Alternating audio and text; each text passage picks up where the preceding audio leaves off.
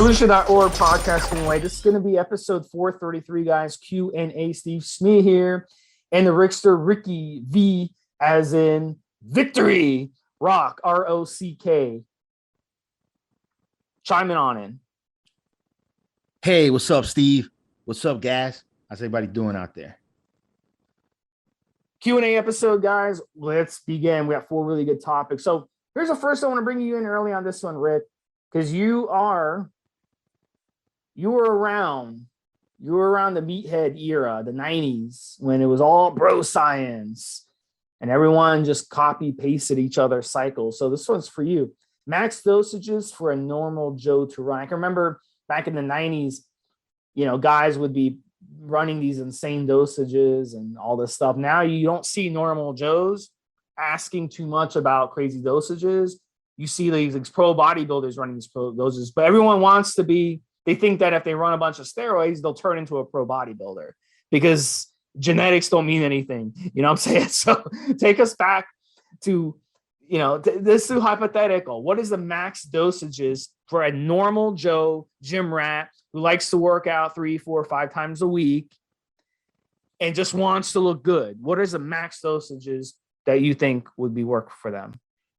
So if this regular Joe has been grinding it out in the gym 5 to 8 years natural, which is kind of what we tell everyone you should do before you consider these compounds, a gram, just a combined gram of everything per week is about all you should really need. And the gains you make on that gram, you'll be able to keep a lot more of those once you get off this stuff. Going into the 1.5 grams, 2 grams a week, 3 grams, yeah, you might blow the hell up while you're on that stuff, but once you come off of it, you lose a lot of that mass, especially if you don't have the years and years of training behind you. One of the things guys don't realize is when you see those monstrous, humongous bodies on stage, those bodies were built over a decade, 10 years minimum. Most of those guys built their physiques to get that big. It takes that long. So normal guy doing a couple of cycles a year, doing 1 cycle a year, fuck it. A gram, 1,000 milligrams. I think it's a nice round number. It depending on what your health level is, it turns out to be about between 4 to 6 times what your body could naturally make. And you'll have some synthetic hormones in there that are stronger than the hormones your body would actually make. And really just doing it up, man. Just really focusing more on training and diet and learning that about yourself way more than the steroids. When I was a younger man, like you were discussing, Steve, late 1900s, when people really got started on the forums talking about 2-3 grams a week and all this jazz, all this really high dosing. I did some of it. I got huge. I got bulky. I look good, but definitely did not look good to me, my perspective, as I did in my early mid 30s, even into my 40s now. Why? Because at that point, I just didn't have the experience with training and with dieting, especially the dieting, to really look as good as I possibly could have on those steroids. And maybe my muscles hadn't quite matured as much. And maybe I hadn't ran enough sets and reps through my muscles to really bring out that good definition. Now, into my 40s, I can do cycles of like 50 milligrams of Anavar per day and just get incredible results in a little 5-weeker, just because now I know about fasting, time-restricted feeding, dieting. I know about the insulin response, and I know about all of these things that as a young man pumping a couple of grams, I just wasn't fully aware of. I was, at the time, I was like doing silly shit, like setting up an alarm clock to get up and eat in the middle of the night and then go back to bed because I didn't want to be catabolic, not knowing that doing that just kind of hindered my growth hormone release, my natural growth hormone release that was going on at nighttime. I'd ruin it by raising insulin levels at night. There was just a lot of just not great. I was overdoing the Novadex, took way too much Novadex, way more than I needed, which Novadex will lower levels of IGF-1. You could take as little as 5 milligrams of Novadex a day, and that'll be enough to curb gyno, to make sure that you don't have any of those gyno symptoms. At least what I found, once you go into 20 milligrams of Novadex, now you might start to hinder some of your gains there. So there was a lot of just kind of like too much drugs, too many of the wrong things, not enough focus on the diet aspect of it. And I got big, bulky. I barely wipe my butt. Couldn't even reach back. My back was so large. Made it even hard to inject at times. I had to like grab the needle in a fist almost, make sure that it got in the glute, and then lean back on a wall I've done to actually get a good shot, instead of just trying to look behind me and keep the needle steady. A lot of these just got bulky and big. I don't feel I had the quality of muscle mass and the quality of the look that I kind of enjoy now. And what's really made a difference, even though I'm older now, what's made the real difference is got my diet and training on point. Got my diet and training on point, and I really know and understand what I'm doing now. So guys, just focus on the diet and the training. The drugs will just add some more. And you definitely want to learn about these drugs as you do them, journal your progress and all that good stuff. But at the end of the day, man, I like to use myself as an example a lot on the podcast, because that, it's personal. This is stuff I've gone through, and I'm sharing with you guys some of my journey, some of my process, some of my mistakes. So maybe you don't have to make those mistakes. And really, I've done the bigger dosing when I was a much younger man. I was 15 years ago. I mean, I did a gram of Sustanon a week as a base, and then 400 of DECA, and then another 600 of EQ, and then kickstart with an oral. Like, I did these things, and I noticed that I'm more proud and enjoy more and the reactions I get from people, the way my body looks now at 40, doing tiny bit of steroids, just small amounts. It's better now than it was when I was a much younger man. And really that all came from just learning more about myself when it came to dieting, doing 6 meals a day, and even eating in the middle of the night and all these things. I just look puffy. And even when I was cutting down, when I was trying to cut down my body fat, I was doing 6 tiny meals a day, and I was just kind of hungry and pissed all day. And the results weren't all that great compared to now. I do time restricted feeding, not hungry at all. Don't get pissed off because I'm hungry all day, and feel really, really good on it. My digestion, I as a younger man, I wasn't taking psyllium husk probiotics and digestive enzymes with my meals, slamming down all this protein. I just wasn't taking care of some of those things. And I felt really, I had like more breakouts in my skin. I had a lot more issues that I dealt with when I was doing higher dosing, and I didn't achieve the look. And now my age, I'm not a huge guy. Like, I'm not a huge man's monster. I don't look good with my shirt off. And man, and I could run, I could fight, I could train, I could really do all those things that you have to kind of give up on once you get too bulky. You just don't, when you get too bulky, maybe you don't want to go in there and start all this wrestling and jiu-jitsu and stuff. You could tear muscle mass, tear muscles. Shit, there's guys tearing muscles doing a bench press. Doing just a normal size bench press, muscle tears up. So a lot of it really, I think, through the years was really me focusing on learning way more on how to train and how to eat for me. And if anything, if anything, I use less drugs. And maybe at times when I've used underground, I'm using less drugs of lower quality underground drugs, and have seen better results in the way I look than when I was doing 2-3 grams of a mix of human grade and Mexican veterinarian products. Just because now I'm dieting and training for me. Now, some of you guys out there listening, you might have achieved the best physique of your life doing 6 meals a day and waking up with a timer in the middle of the night to go have a sandwich and a protein shake in the middle of the night. Like, maybe you could have achieved incredible results like this, and that's okay. That means that particular diet program and that particular protocol works great for you, and that's awesome. It doesn't work great for me. It really doesn't. I'm just hungry all day, kills my mind. I don't get the kind of growth definition that I'm looking for. But time restricted feeding does it.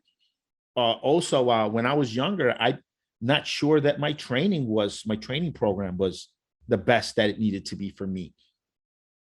When I was a younger man, I was doing the same amount of repetitions for my biceps that I was for my chest, that I was for my shoulders. And, at the time, the thinking was lower repetitions, higher weight, more muscle mass. Now, today, being at the stage I'm at right now, I know that I need to do a different amount of repetitions for my arms than I do for my chest, than I do for my back, because each muscle group will respond differently to a different rep range. Each muscle group will respond differently to a different rep range. And that's a process that I had to go through and learn. And also, I guess, my goals have changed. I'm more about just general health, being mobility, being able to still throw a roundhouse kick, being able to still, jump into a triangle, still being able to do these things that if I was looking to get bigger, I wouldn't be able to do. And so I guess that's also changed. Having very clear goals too, on the mental aspect, very clear goals of how you want your body to look and how do you want you to live. What do you want your day-to-day to be like? And so going back to it, man, max dosage, 1 gram a week. That's all most of you guys should ever need. If you're competing, getting on stage, doing all that stuff, then you have a coach who is going to tell you to do something different, and go at it that way. But if you're just doing this on your own, just trying to look good with your shirt off, 1 gram a week maximum. That's a big cycle. Keep it under 12 weeks. Make sure you run proper post-cycle therapy, and make sure you have very clear goals. Don't just chase the mass. Just try to achieve a certain look that you want, a good, very well-rounded out, very well-developed look, and go from there. So next one we're going to talk about, we'll definitely get back to that topic in the future. Rick had a mouthful there. Next one we're going to talk about how to stack dbol and tbol, Dianabol and Turinabol. So Dianabol is what I would categorize Dianabol as pretty much testosterone in oral form. And then Turinabol, I would categorize it as a dry version of Dianabol. So they're kind of milligram to milligram, the same thing, except dbol is a wet steroid, tbol is a dry steroid. And I've run these two together as an oral cycle. I've done 20 milligrams of dbol and 20 milligrams of tbol, and it was a great little 5-week cycle. So if you just want to run a quick oral cycle, 5 weeks, is it optimal long term? Is it going to turn you into the next Ronnie Coleman? No, it's not. But it does the trick, and it's really easy to run, and it will give you results. So, when I ran it, I didn't even need an AI. It's like it's a perfect yin and yang, because the dbol is wet, the tbol is dry. So they kind of yin and yang off each other. So the side effects weren't bad at all, and I enjoyed the hell out of that cycle. The pumps were incredible. So you want to run your liver support, your N2 guard with it, and then do a 4-week PCT when you come off, and you're good to go. That's a really simple cycle. Let's say you want to run testosterone with the dbol and tbol. I wouldn't even change the dbol and tbol dosage.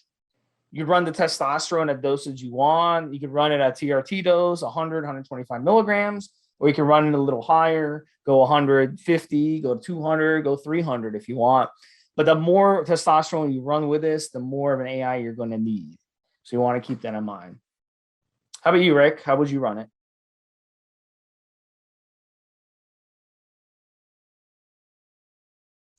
This is actually something I've suggested before. Keep the Dianabol at 10 to 20 mgs a day. Maybe 10 mgs would be just fine. And then run tbol at 30 to 40 on top of that. And you could do a nice combination of Turinabol and dbol. The dbol will give you some more mass, and it'll add additional estrogens, methylstradiol, to your system, which is only going to help you gain some. And then Turinabol, it's not going to create new estrogens, but those androgen hormones are there to stimulate muscle cells into growth. I mean, it's a good a stack. I like it. Just make sure not to run it too long. 4 to 6 weeks is a good amount of time to run this stack. 4 to 6 weeks, just run it, go with it. It's just a good stack. I mean, how to run it together? Take a little bit of grapefruit juice so that dbol lasts longer in your system when you take it. Maybe take your Dianabol dose right before your workout. Use that as a pre-workout. So if you're doing 40 mgs or 30 mgs of tbol and then 10 mgs of Dianabol, make sure to take your 10 milligrams of Dianabol right before your workout, a good hour before your workout. You'll feel a little boost from it during the workout. If you're taking 20 milligrams of Dianabol, then you could do Dianabol early in the morning, AM dbol, and then do your other 10 milligrams of Dianabol right before workout. And the Turinabol just spread throughout the day. And you should be fine. It's a good stack. Turinabol and Dianabol. I think I've mentioned it on the I think I've mentioned it on the podcast before. Putting those two together, it's a good mass cycle with a low chance of adverse side effects from too much estrogen, as long as you keep the dbol under 20 mgs a day. 10 milligrams a day should be plenty. You'll have a little bit of extra estrogen that's only going to help, but not enough to really cause problems unless you're prone to gynecomastia like me. See, me, even if I did 10, 20 milligrams of dbol, depending on what the health of my body is that time of the year, I might have some problems with estrogen, or I might not. I might just breeze right through it without having to worry about it too much. And really, at the end of the day, it's an experiment you have to run and see how it goes. But I do like it. I mean, I like it. dbol and Turinabol. I like that stack quite a bit. All right, Rick. Next one is for you. Let's talk about using testosterone and VAR together. How about that stack? How would you run it? Well, I definitely would want to take advantage of the cutting properties of Anavar. That's another one that you could just do 50 milligrams a day of Anavar, 40 to 50 milligrams a day of Anavar. That's already 350 milligrams of androgens in your system. And then just toss between 250 to 500 milligrams of testosterone on top of that. 250 is great because you might not experience much in the way of estrogen side effects. You might retain a little bit of water, which might make it look to you like you're not really getting all of your benefits out of that Anavar as far as cutting goes. But definitely under some of that water retention, you have some lean mass, some body fat being burned. So yeah, maybe keeping the testosterone at 200 to 250 mgs. It's not bad when you're already taking 350 milligrams of Anavar. I mean, that's a 600 milligram a week cycle. Why the hell not? That's a nice one. And yeah, run the VAR high, man, 40, 50, 60 milligrams of that Anavar.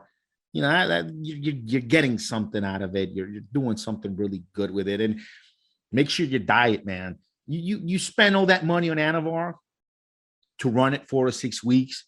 You go get yourself some human grade testosterone. You spend all that money. If you eat like shit, man, and you're not really training up to speed, you're not training with the intensity that you should, then you're kind of just wasting it, man. It's a waste of money. But you get on a good grind, good diet program, good hard training, very well thought out training program put together for yourself. You're going to see some amazing results out of that Anavar and that testosterone. What do you think, Steve? The way I would run this cycle, it really depends, Rick. If you're looking for appetite increase, you're looking to bulk, you'd run the testosterone at a higher dosage, and you throw in the VAR. But why run Anavar if that's your goal? So the way I look at it is, obviously, if you're on Anavar, you're wanting to cut in the first place. So the way I would run it, I'd let the VAR do the job. Run the testosterone no more than 200 milligrams a week, and run the VAR at 50, 60 milligrams a day, and let the VAR work its magic. I think that would be a really good cycle. Make sure your diet's on point. Make sure your training's on point. Make sure you're healthy, and you should get some really good results on that cycle. So I don't see the point in running Anavar if you're going to run testosterone at high dosage. It just doesn't make any sense to me, because it kind of defeats the purpose. You know what I'm saying? All right. So the last topic, we're going to talk about balls shrinking on cycle.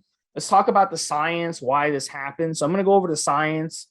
I'm going to let Rick come in, and he's going to discuss some natural ways to combat this, some herbals that you can take. So the reason our balls shrink on cycle is when you run exogenous hormones, your body realizes that your pituitary glands get that signal to shut down, to become suppressed. So it no longer creates those hormones, LH and FSH, that stimulate your Leydig cells, which are your balls. So your balls are just not going to be getting any type of signal to function. So they just shrink up on cycle. Now, some guys, it shrinks up to raisins. Other guys, it shrinks up halfway. There's not really a, one size fits all, but most of you, you're going to notice some ball shrinkage. So that's the science behind why it happens. And it's really nothing to panic over. I see a lot of guys, they panic about it. Oh my God, my balls are shrinking on cycle. I'm getting shut down. Well, yeah, you're getting shut down. If you didn't want to get shut down, you shouldn't have ran exogenous hormones in the first place. So it's that's kind of what happens, so it's nothing to freak out about, because when you come off the steroids, you run your PCT, you recover properly, your balls will gradually regain their size and come back. So anyone listening out there, if, your spouse or whatever has got balls and they don't discuss steroid use with you, and you're like, they've got tiny balls. Why is that? Now you know why. Either they're on TRT, which could be a simple doctor prescribed TRT. Most people out there don't work out who are on TRT, by the way. That's the misconception that a lot of people have. I think you had a misconception too, Rick. Most people who go to anti-aging clinics get put on TRT, or go to a uronologist or endocrinologist to get TRT. They're just middle-aged dudes, who make, $80,000 a year, and they have great health insurance, and their health insurance pays for their TRT. So they'll go and they'll get on TRT because they want to boost in their libido. They want to feel better. They might go to the gym once a week or something. They might do some exercise once or twice a week, but they're not gym rats, So let's say you're dating someone, whatever, and they've got shrunken balls. So they could be in that situation where they're just a dude who went and got TRT, or they could be a guy who's taking anabolic steroids, So that's a telltale sign to know if they're on the sauce or not. So that would be a way to tell. So anyone who claims natty someone claims natty, just take a look at their balls, and let's see if you're natty. Let's take a look at your ball. That'd be a good thing in the fitness and industry now, Rick. Like, let all these people who claim they're natty. Oh, I'm natty. I got this way from selling you my diet program, a $500 diet program. All right, let's see it. Put down your fucking shorts and let's see your size of your balls. Let's see if you're fucking natty or not. And then they got the balls the size of the raisins. And then you're not natty, dude. You're not fucking natty. So that's a telltale sign, by the way, to figure it out. But yeah, I mean, at the end of the day, guys, it's normal.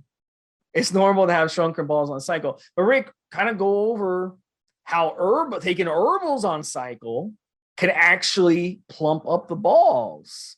Talk a little bit about that. Yeah, I mean, a lot of guys use my HC Generate product during cycle to help them keep their balls plump. It kind of it gets in the way of that feedback loop that would otherwise make your testicles shrink. It disrupts that signal, and your pituitary gland continues to make enough of LH and FSH to stimulate your Leydig cells. And so they won't shrink. It won't completely keep you from being suppressed, but give it a shot. I mean, if you've been on TRT or been on cycle for a long time, your testicles are small and the volume of your semen might have decreased quite a bit, actually. Try the product without getting off the steroids and you'll see. Some guys, and a lot of guys have reported this. I've actually experienced it myself. When your testicles have shrank from steroid use and you begin taking that HC Generate, N2 Generate now we call it, you'll feel like a little bit of cramping on your nuts. Not crazy where it's unbearable, but there'll be moments there that it reminds me of growing pains I used to get in my bones when I was a teenager, getting just becoming a man. And you'll get a little bit of nut cramping here and there that lasts a little bit. And that, I think that's got something to do with it, that feeling, because it'll start to bring your testicles back to size in days. It doesn't take like weeks or months. Really, if you've experienced shrinkage from the juice, give the product a shot. HCGenerate.com. Give it a shot and see how it does for you. If it doesn't help you, I'll give your money back. That's kind of the no questions asked money back guarantee for anyone that tries my products.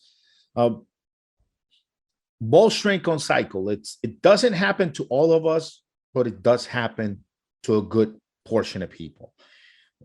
And it happens at different times. Like I can be on for a little while before I notice anything. And then when I do notice anything, only one of them begins to shrink first before the other one starts to shrink. But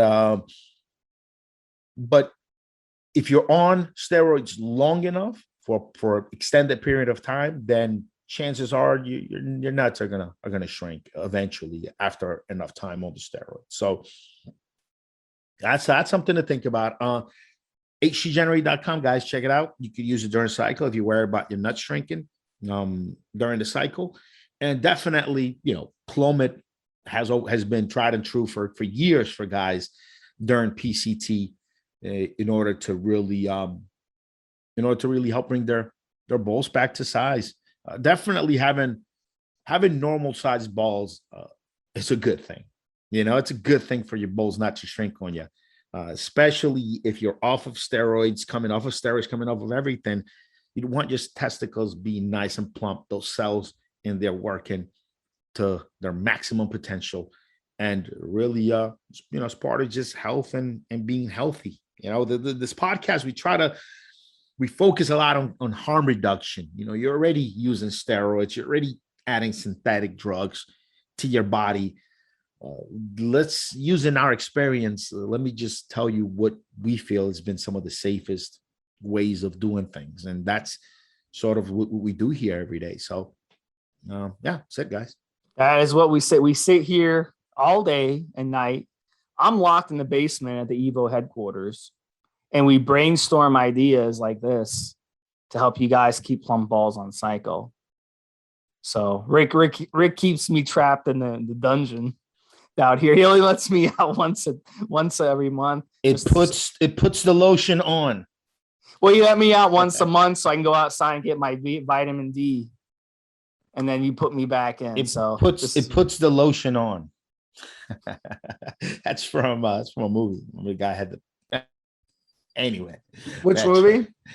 One of those movies where the dude was like a crazy serial killer, and he had a chick in a hall, and he kept giving, and she had to put the lotion on so that he could skin her later and make a suit with her skin. So her skin needed to be nice and soft.